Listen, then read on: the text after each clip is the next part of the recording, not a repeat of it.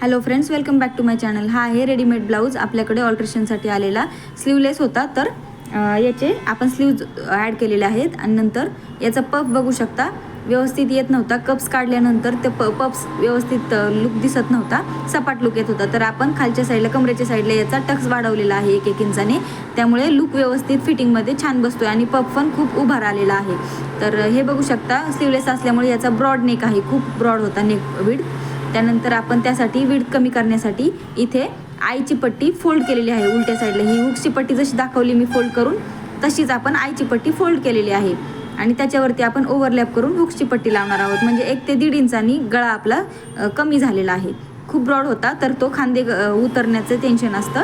तर आपण हा ब्रॉड नेक कमी केलेला आहे, बघू शकता. आणि हा स्टाईल एलिमेंट पण एक ॲड झाली आहे. थोडंसं ओव्हरलॅपिंग लुक दिसतोय. असं आपण रेडीमेड ब्लाऊजला ऑल्टर करू शकतो. थँक्यू.